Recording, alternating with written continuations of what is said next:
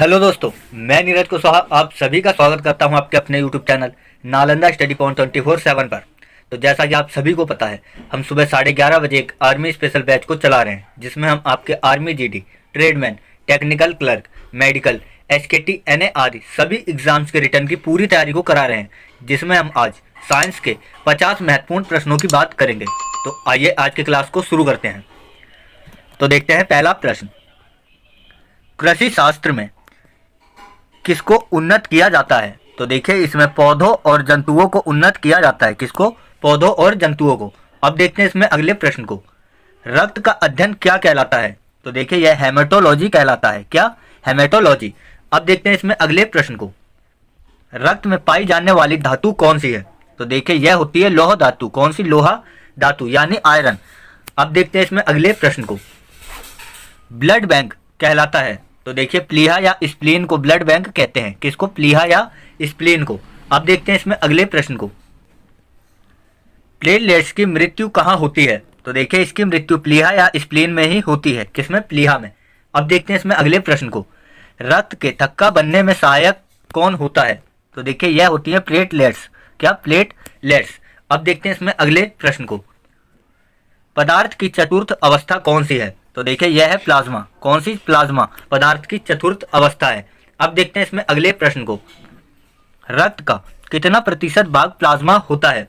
तो देखिए, यह 60% भाग प्लाज्मा होता है। कितना? 60% भाग। अब देखते हैं इसमें अगले प्रश्न को, रुधिर का तरल भाग क्या होता है? तो देखिए, यह प्लाज्मा होता है। क्या? प्लाज्मा। रुधिर का तरल भाग यानी रक्त का तरल भाग प्लाज्मा होता है। अब देखते हैं इसमें अगले प्रश्न को, रक्त का थक्का जमने में सहायक विटामिन कौन सा है? तो देखिए, यह है विटामिन के। कौन सा विटामिन? विटामिन के। अब देखते हैं इसमें अगले प्रश्न को, सॉलिड वेस्ट को और किन अन्य नाम से जाना जाता है? तो देखिए, यह जाना जाता है स्लज के नाम से। क्या? स्लज के नाम से सॉलिड वेस्ट को। अब देखते हैं इसमें अगले प्रश्न को, एस्परजिलस के लैंगिक जनन अंग कौन से हैं? तो देखिए, यह होती हैं पुंधारी और एस्कोधनी। कौन सी? पुंधारी और एस्कोधनी। यह एस्परजिलस के लैंगिक जनन अंग हैं। अब देखते हैं इसमें अगले प्रश्न को, प्रकाश संश्लेषण के दौरान उन्मुक्त ऑक्सीजन कहां से आती है? तो देखिए, यह ऑक्सीजन पानी से आती है। किससे? पानी से।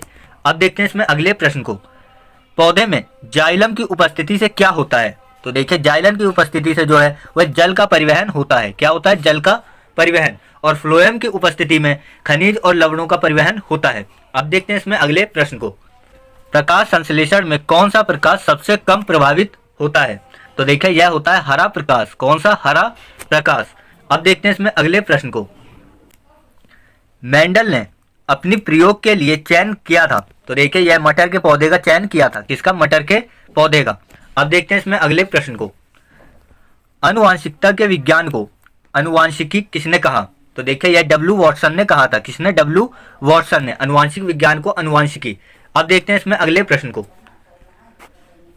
क्लोरोफिल में क्या पाया जाता है? तो देखिए, इसमें मैग्नीशियम पाया जाता है। क्या? मैग्नीशियम।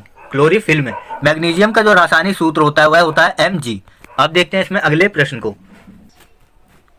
मानव मूत्र में उत्सर्जित होता है। तो देखिए, यह होता है विटामिन सी। क्या? Vitamin C. अब देखते हैं इसमें अगले प्रश्न को, मूत्र का रंग पीला किस कारण होता है? तो देखिए, यह यूरोक्रोम के कारण होता है। किसके कारण?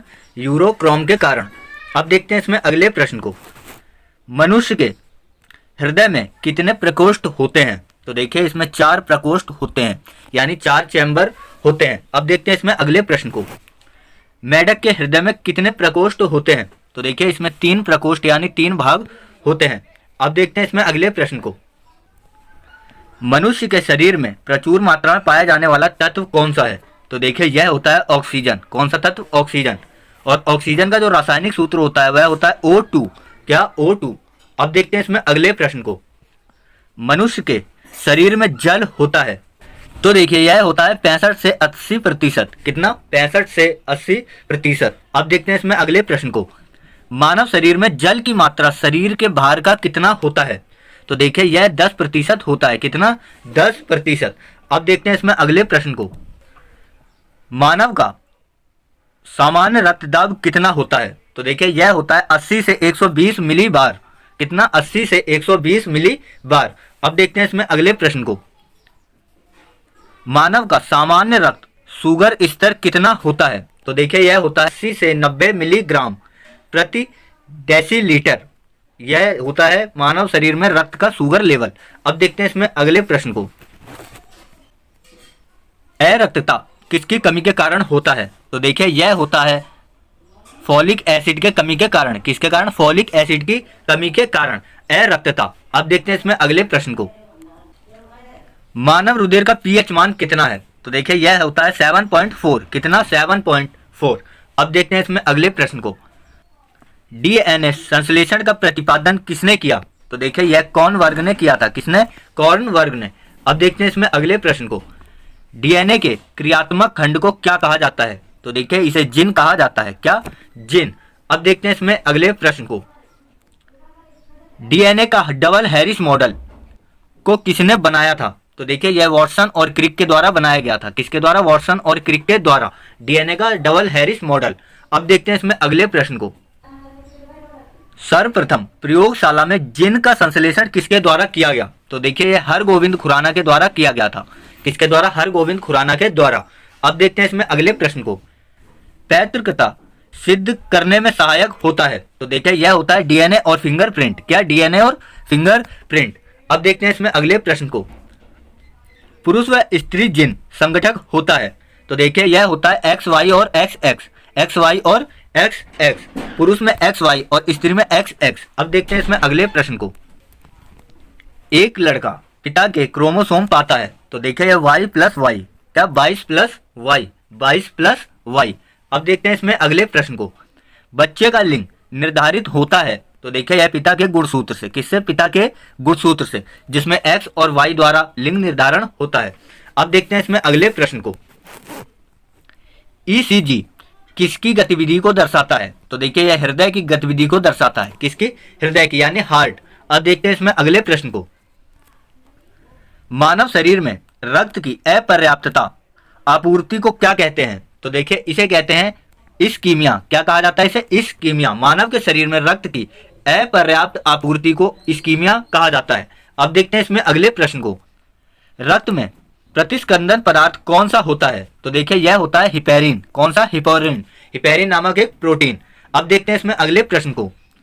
कणिकाओं के बिना रक्त के तरल अंश को क्या कहते हैं? तो देखिए इसे सीरम कहा जाता है। क्या? सीरम। जो कणिकाएं होती हैं उनका बिना तरल का जो रूप होता है वह सीरम कहलाता है। अब देखते हैं इसमें अगले प्रश्न को। रुधिर कैंसर या रक्त का कैंसर का दूसरा नाम क्या है? तो देखिए इसका नाम है ल्यूकीमिया। क्या? ल्यूकीमिया, जो कि WBC के कारण होता है। किसके कारण? WBC के कारण। अब देखते हैं इसमें अगले प्रश्न को।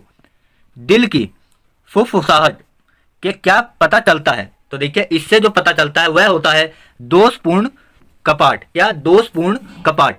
अब देखते हैं इसमें अगले प्रश्न को। मानव रक्त में मौजूद शर्करा की अधिकतम मात्रा होती है? तो देखिए यह होती है ग्लूकोज के रूप में। किसमें? ग्लूकोज के रूप में। अब देखते हैं इसमें अगले प्रश्न को। आत्महत्या की थैली कहलाता है? तो देखिए यह लाइसोसोम। क्या? लाइसोसोम आत्महत्या की थैली कहलाता है। अब देखते हैं इसमें अगले प्रश्न को। लाइसोसोम की खोज किसके द्वारा की गई? तो देखिए यह डी डुबे के द्वारा की गई। किसके द्वारा? डी डुबे के द्वारा सन 1949 में। अब देखते हैं इसमें अगले प्रश्न को। प्रोटीन की फैक्ट्री कहलाता है? तो देखिए राइबोसोम प्रोटीन की फैक्ट्री कहलाता है। कौन? राइबोसोम। अब देखते हैं इसमें अगले प्रश्न को। प्रोटीन का संश्लेषण कहाँ होता है? तो देखिए यह राइबोसोम में होता है। कहाँ? राइबोसोम में। अब देखते हैं इसमें अगले प्रश्न को। रुधिर क्या है? तो देखिए रुधिर एक संयोजी ऊतक है। क्या है? एक संयोजी ऊतक। अब देखते हैं इसमें अगले प्रश्न को। तो देखिए दोस्तों आज के हमारे 50 महत्वपूर्ण साइंस के प्रश्न यहीं समाप्त होते हैं। तो अगर आपको हमारा वीडियो अच्छा लगा है तो इसे लाइक जरूर करें। साथ ही इसे अपने सभी सोशल मीडिया प्लेटफॉर्म्स और सभी दोस्तों के बीच जरूर शेयर करें ताकि इसका लाभ अधिक से अधिक छात्र उठा सकें। और इसके साथ साथ अपने सुझावों को हमें कमेंट करके जरूर बताएं ताकि हम आपके कमेंट के हिसाब से अपने अगले वीडियो को लेकर आ सकें। और इसके साथ साथ हमारे YouTube channel Nalanda study point 24/7 को अभी सब्सक्राइब करें। साथ ही बेल आइकन को भी दबाएं ताकि हमारे पर डे वीडियो का सबसे पहला नोटिफिकेशन आप तक सबसे पहले पहुंच सके। तो आज के लिए बस इतना ही। कल हम फिर मिलेंगे सुबह 11:30 बजे। तब तक के लिए बहुत बहुत धन्यवाद।